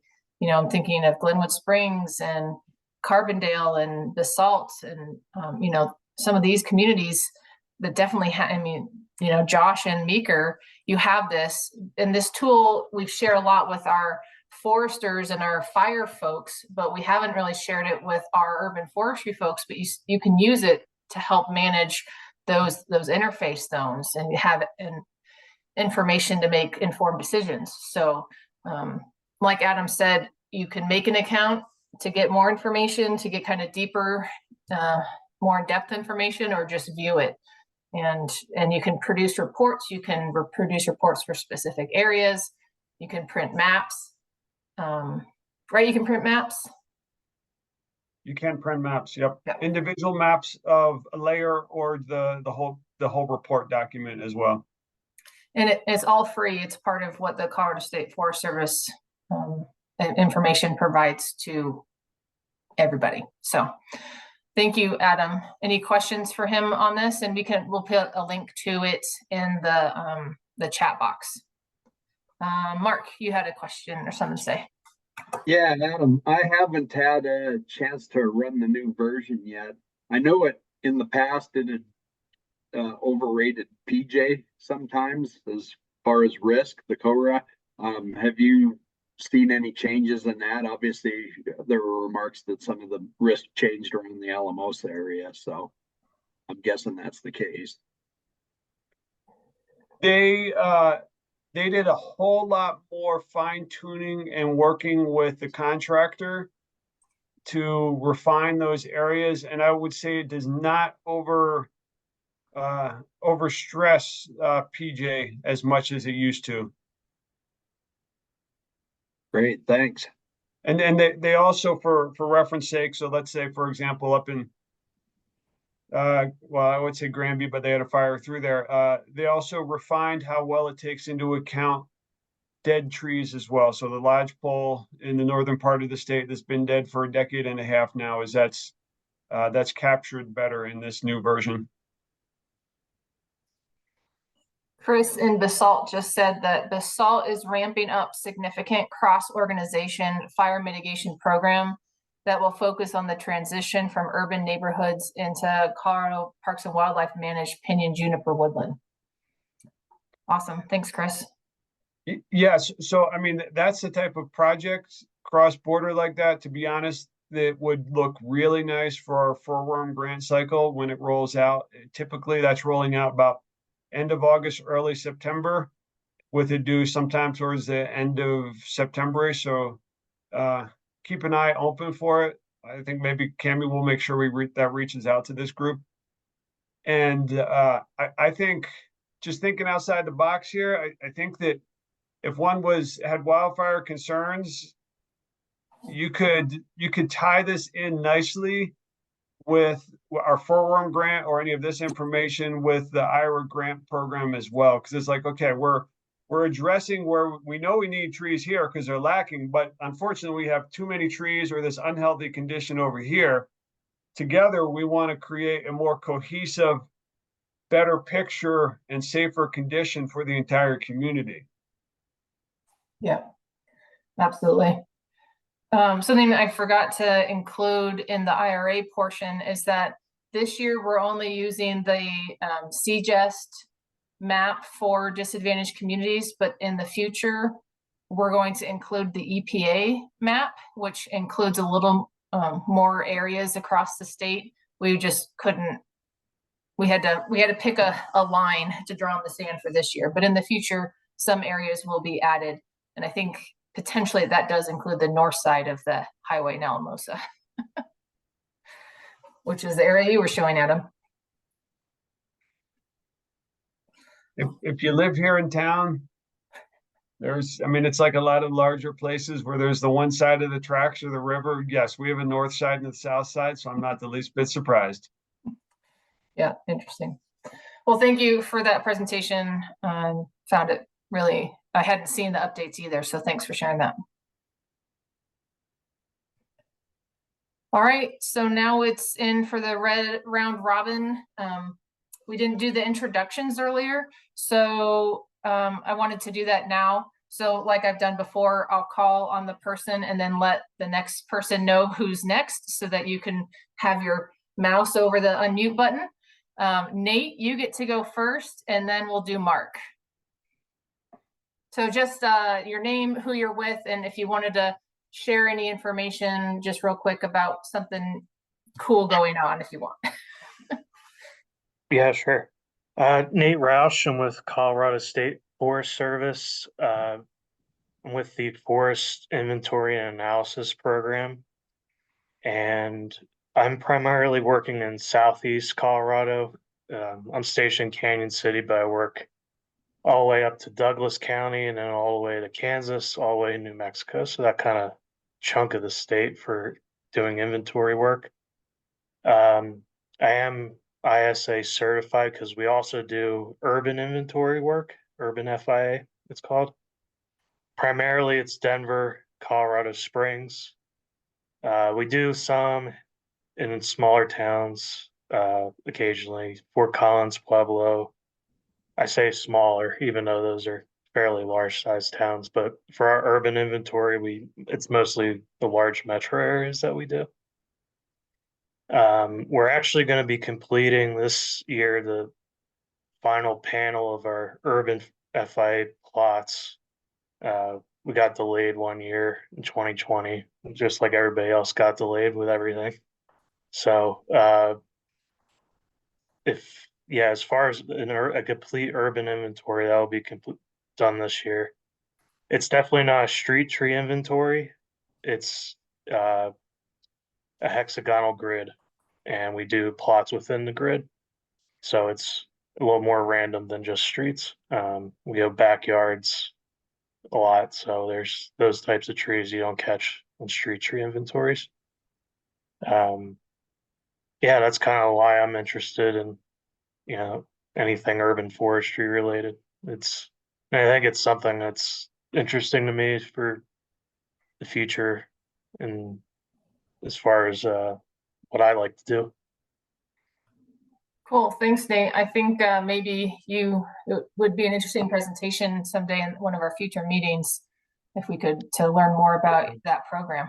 Yeah, I could potentially do that. Yeah, I can tell you what I know about it. There's definitely a lot of analysis side of stuff that I'm not super familiar with, but at least my side of doing inventory work. Yeah, cool. Thank you. Mark and then Molly. Yeah, Mark Lovell. I'm the program specialist for state lands for Colorado State Forest Service, and continuing as I've moved into this position of urban forestry and tree inventory. We're looking at potentially doing some management plans and works on state parks and other state wildlife areas going into the future. So yeah, this is all good material for me, especially that material and just analyzing the risks in our community forests. Thanks, Mark. Molly and then Jason.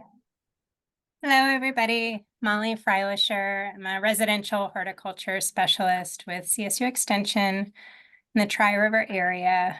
So we cover Mesa, Delta, Montrose, and Ouray counties. I coordinate the Master Gardener program here. So we're dealing with a lot of private trees. Currently, that's our #1 question topic for our help desk. We'll probably stay that way for a while till lawns start browning. And I also just recently joined the Grand Junction Forestry Board. Thanks, Molly. Jason and then Earl. Jason Renderly with Mission Ready Tree Service out of Grand Junction. I don't have near as much to say as everybody else before me, so we'll keep it short and sweet and pass it to Earl. Hey, this is Earl from Mission Ready Tree Service in Grand Junction 2. Yeah, enjoyed this. I'm just chasing CEUs, but this turned out to be a lot more interesting than I expected. A lot of stuff that's really out of my wheelhouse. We're just a small tree service, but it's interesting to see what people that are running bigger organizations and state and federal agencies what you're doing. But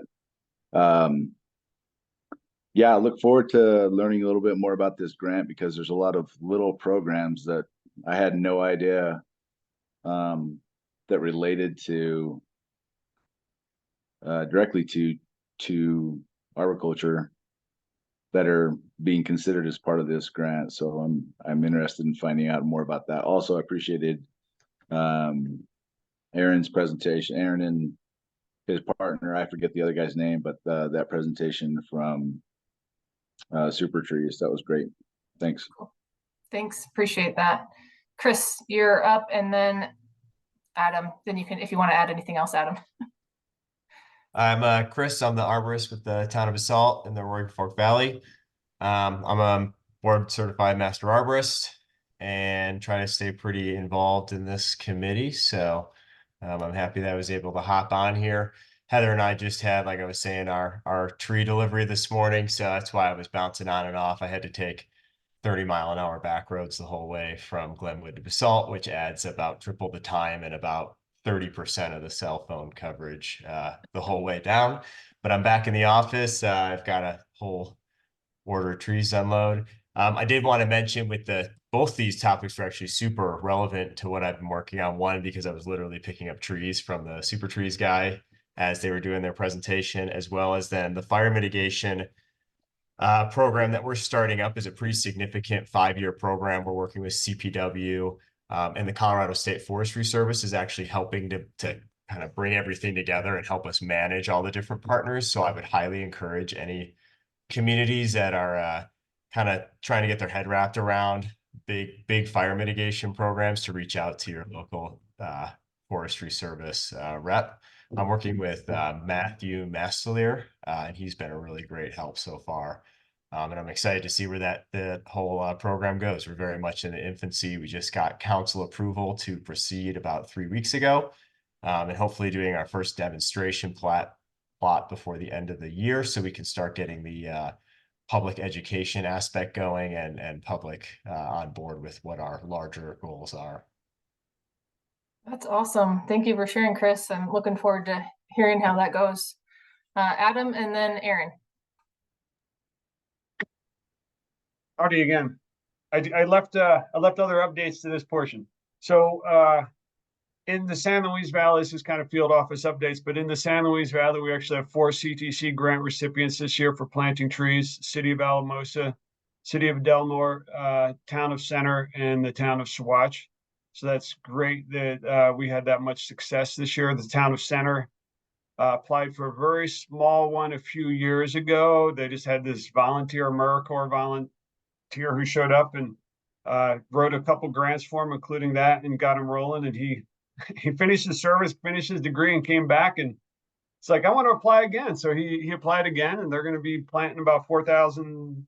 I think they apply for 4,000 plus their match of 4,000, so $8,000 worth of trees, which is pretty significant for that town. And because of that momentum, we tried to do with Kamie a pruning workshop in one of our small communities in the San Luis Valley each year. We rotate around to a different location so that people don't have to travel as far, and we can engage that community. We're actually going to be doing one. It'll be in Center this year on April 29th. And so we're advertising that and getting the word out. But hopefully Center will be our next Tree City USA in the San Luis Valley because of just increased interest. And last fall, when the news came that Monte Vista got the $1 million, Center was the first community to reach out to us to say, hey, is there something similar to that we can apply for? And I had to tell them that hold your horses, but there will be something rolling out next year. So this will be the IRA grant money will be great match for that community. And this evening, I'll let Andy go into details if he wants. City of Alamosa will be having their Arbor Day proclamation, and the tree board will be giving a brief update, and that'll be compliments a large portion of me doing that. I have Arbor Day injunction proclamation today too. Thanks, Adam. Aaron and then Carolina. Aaron Sincoular, I'm with Supertrees. If anyone came in late, I dropped my contact information in the chat. If you want me to go over anything that we covered, if you missed anything or just have any further questions or want to discuss anything at all, feel free to reach out. Thanks, Aaron. Carolina and then Heather. Yes, I'm Carolina Manriquez. I work for the State Forest Service out of the Steamboat Springs field office. And yeah, it was a very, very good meeting today. Thanks for the info on grants and connecting with Supertrees. That was super helpful. And happy to be here. Thanks, Kamie. Thanks, Carolina. Heather and then Matt. Hello, Heather here from City of Glenwood Springs. I am the city arborist and I'm a certified municipal arborist. We've been really busy kind of launching our branch out program, which is our new community forestry program here, thanks to the IRA grant funding. And as Chris already mentioned, it's been a busy morning over here. We just had our big tree delivery, about 100 trees delivered here. So we're just kind of scrambling, getting everything together for Arbor Day, which we're celebrating the 27th. So we'll be doing a big tree giveaway that day, a planting demonstration, and yeah, that's about all I've got right now. Awesome. So just a reminder to any communities that are or want to become Tree City, you have to have an Arbor Day proclamation. And if you don't have a one that you've been using for previous years, I can provide a basic one that you can use for your community. So just send me an email if you need a proclamation example. So Matt and then Melissa. Hey guys, Matt Urmson, based out of Carbondale. I work for Planet Geo, the developers of Tree Plotter, which Kamie showed earlier. The state of Colorado uses our software. I'm in the consulting side, so I'm just wrapping up Westminster, Colorado's urban forest management plan. I've been working on that for a year and we're finally done.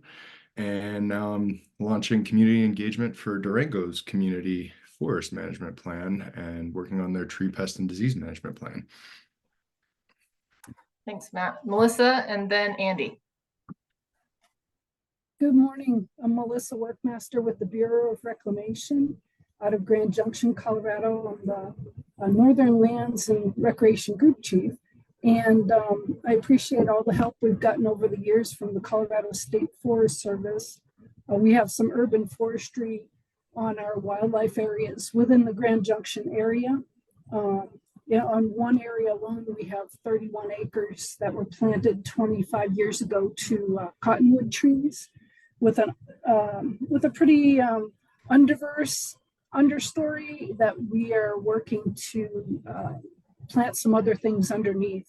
And then we're working with the Colorado State Forest Service, Jody Rist and Tanya out of Montrose, as well as I saw Mark Laval on this call, on our Ridgeway State Park managed by CPW to do about 75 acres of tree thinning in the pinyon areas for fire suppression. Our Bureau has just recognized in the last few years that we do have a fire program and that we need to do something preventative. So we're trying to get as much done while we can, while the money's flowing and we can get projects done. Thanks, Melissa. Yeah, the other problem with that cottonwood planting is they planted huge cottonwoods on like 6-foot centers. And so it's been just a joy of trying to improve the health of the forest, remove the ones that have died and keep the beavers off the rest. So let's see, Andy and then Darren. I'll just keep it quick. I put it in the chat because my connection's unstable, but Parks Rec Library Director down here in Alamosa. Appreciate learning from you professionals a lot because I'm not an arborist or a forester. So this group's really valuable to me. Thank you. Thanks, Andy, and appreciate your, I put out a call for help because as you may have noticed, I procrastinated a bit on the agenda on today's meeting. I don't know what's going on, maybe an IRA grant. And so I put out a call for help and Andy came up with both these suggestions and gave me Aaron's contact info. So cheers to Andy. So Darren and then Maddie. So we're working, celebrating Arbor Day with a youth group in town of Olathe on Monday. And we got a couple of grants with the town that included parks. It's a little disappointing. It sounded like we had a lot of money for trees, and when I do everything that I have to do with that grant, we're only going to get 3 trees out of it, but it's a little is better than none. So that's where we're at. Well, and you will be, keep thinking about that IRA stuff because you guys are definitely part of the DI areas, so you can apply for some of the IRA money. So Maddie and then Josh. Yeah, I've been working with my boss, so. Oh, good. Thanks, Darren. Sure. No. I'm Maddie from arborist with the city of Steamboat Springs. As Carolina and Aaron and Aaron's buddy there said, super stoked we're getting our Supertrees order in about a month or so. Kind of got about 50 trees. We did 25 from them last year. We're all kind of waiting for them to start to leaf out here. But super stoked with the orders and all of that and kind of the diversity of stuff that they can supply. Just trying to promote more diversity in our urban forest for the next little bit. So it's not all just cottonwoods and crabs. Thanks, Maddie. Josh and then Jonathan. Howdy, everyone. My name's Josh Embry. I am the Executive Director for the ERBM Recreation and Park District here in Meeker. I'm a Parks and Rec guy, but extensive background in urban forestry and arboriculture. Kamie, thank you for sending this out to me. This is the first time I've joined this, and I know we're meeting again tomorrow. Kind of my goal is to get Meeker as a Tree City USA and get on board with the Colorado Tree View online inventory for the trees that we, are responsible for. But, I appreciate everybody putting this on and everybody's time and being able to be a part of this, and look forward to meeting with folks more down the future and seeing what's happening elsewhere and on the western side of the state. Thanks, Josh. We're glad to have you. When I learned that you are in this new position, I added you without your permission. So yeah, no, it's good. I appreciate it. Actually, I think I added everyone without their permission. They get to choose to unsubscribe. So Jonathan, and then our last but not least, Carl. Hello, my name is Jonathan Martin. I recently joined the Forestry Hub at CSU Spur here in Denver, working with Dan Burcham, who is faculty at CSU in horticulture and landscape architecture. I work pretty closely here with Carrie Tomlinson, also with Colorado State Forest Service. And we're preparing a meeting in mid-May called Trees in the West. It's taking place here at Spur. Some of you might be familiar with the meeting. Actually, Heather, who's on the meeting today, is going to be a panelist at the meeting, talking a bit about her programs alongside several other grant recipients from various municipalities around Colorado. So we're really looking forward to those comments and that exchange. There's a focus on community leadership too, outside forestry, but in relation to forestry. And so there are going to be some groups represented at the meeting too, who are going to talk about their perspectives toward community and urban forestry. So we're really looking forward to the meeting. And helping Dan also work on some scientific methodology to test cold hardiness in tree species that bear potential for tolerance to climate change stresses. Bringing together heat stress tolerance, drought stress tolerance together with cold hardiness. So, new species identification, and thank you to Supertrees for comments on sourcing new species and trying to convey diversity into the options. So hopefully we can generate some knowledge that informs the selection of species. Yeah, thanks, Jonathan. I have included the link information to the Trees in the West meeting in the updates. If you want to throw that link to the website for registration in the chat, that would be awesome, Jonathan. Great. Yeah, sure. And Darren, or no, not Darren. I lost you. There it is, Carl. You moved on me. Hello, everybody. I'm Carl with the town of Carbondale. So EAB has been a kind of big thing for a while here. So I got all my contracts set up for treatment of our high value trees. So that's cool. I'll feel really good once we get those done here, starting in May into June. Also this summer, we're going to start updating our tree inventory with help from members from the tree board and kind of figuring that out. And we're going to try to do it as a volunteer effort to begin with, see how much progress we make. And so that'll be fun. Also this summer, so I'm removing a bunch of trees because of EAB, infected or infested trees or trees that are not going to be treated. So I'll be kind of looking at those areas, seeing kind of where do we want to put trees back and how many, and kind of get an idea of that so I can get a budget together and start planning that out. So that'll be interesting. Just some other kind of stuff we've done this winter just to get our mind off the EAB. We were removing some trees downtown, some trees and grates. And I started looking at the tree rings, and you could really tell how, oh, wow, these trees are really like get to a point and the rings just get smaller. So we kind of did a study, just making some observations on our tree rings and grates and try to correlate some things. You hear a lot of things about trees and grates, oh, they're only going to last 10 years or 15 or 20 or whatever. So we wanted to kind of see on the ground what we're dealing with. But anyhow, that's kind of been interesting, you know, other stuff other than EAB to kind of look into. But yeah, I'm happy to, you know, do a little presentation about some of that. It's kind of fun in the future, dendrochronology stuff. But anyhow, it's good to hear from everybody and learn some stuff. And yeah, cool. Good to see everybody. Thanks. That's, yeah, I'm writing down. I know you had mentioned to me about the tree rings, but I'm making a note here. I'm trying to not procrastinate so much for the July meeting. So I've got some ideas already. So I'll be hitting some folks up. I also talked to a guy about water, a planner who does water, like figuring out water retention in communities. So I thought that would be an interesting topic in the future as well. So like I said, the next meeting will be July 17th, and then we'll have, then the following one will be in the fall, and that's usually the in-person one.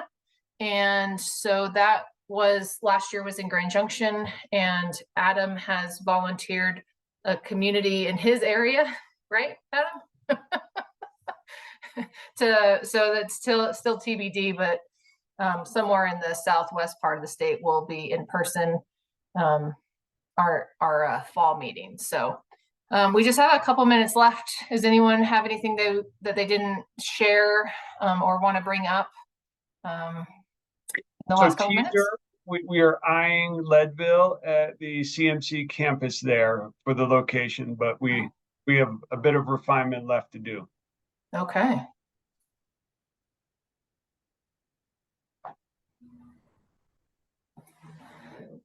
Well, then I'm going to poke on people.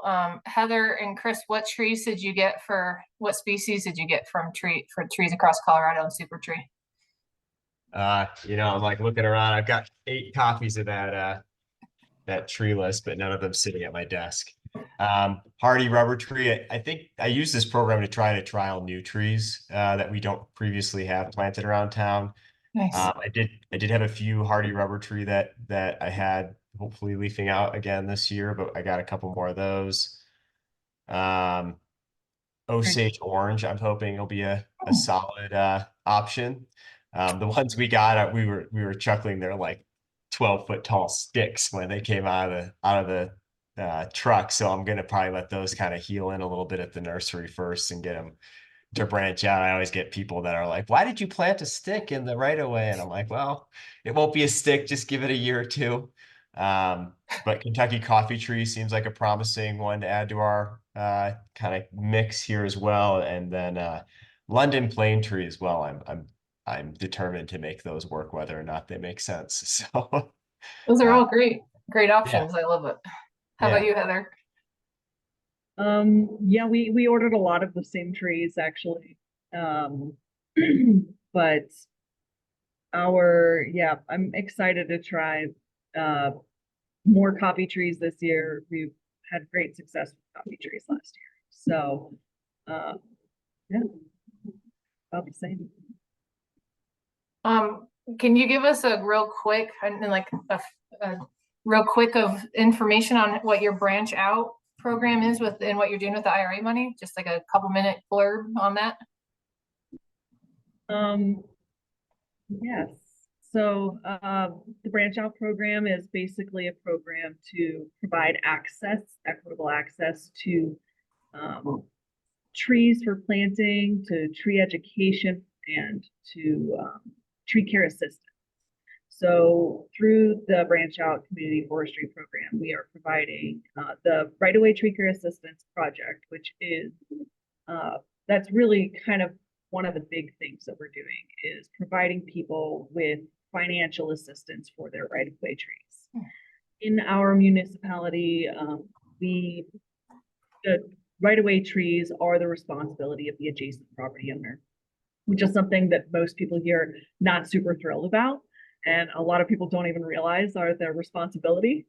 So this is a big deal to us because we have so many right-of-way trees that have just had years and years of deferred maintenance and are in terrible condition. So there's a lot of people that are going to be getting a lot of help. We've actually already, I think, taken care of about 30 so far.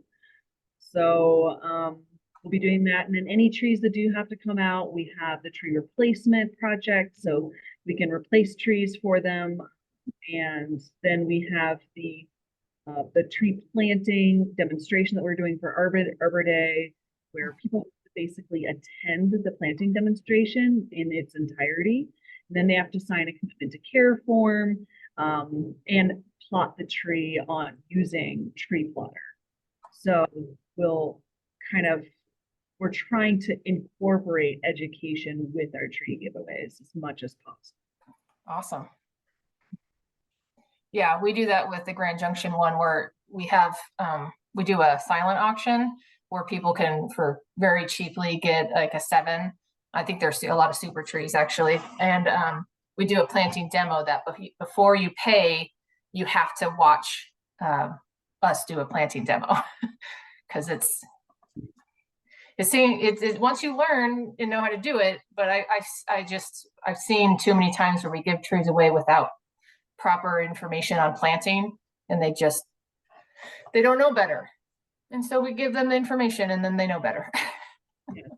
Yes, we'll be handing out some like Arbor Day information for tree planting. But if there are other documents that anybody has found to be particularly useful, like simple 1-page handouts for planting. Oh, I have that. I mean, it's not 1 page, but it's a lot of pictures. So it's not 1 page, but it's how to properly plant. So I will send the link to that. It should be on our Google Drive. So I'll make sure that you have that, and I'll put it in the next email. I also, I sent it to just Adam. They have updated the Front Range tree recommendation planting list. So like, it was like 10 years ago, they put together the Front Range tree recommendation list, and they just went through a very detailed process of updating this list, and it's on the CTC website, which is through Squarespace. That's why that link looks so terrible, because it's through Squarespace, but it's the updated version. But really, I think a lot of these trees will be good for the Western Slope too. So I encourage y'all to look at that as well. But Heather, that's some awesome stuff. And I look forward, we're going to definitely be poking you to give a presentation at this at some point to us on what you guys have been doing. So be prepared. Well, we've hit 11 o'clock. So y'all get 2 CEUs. Congratulations. I'll be submitting that information to the ISA, and they're pretty quick about getting that on your account. So if anyone has any closing words, please share. Otherwise, thank you so much for coming.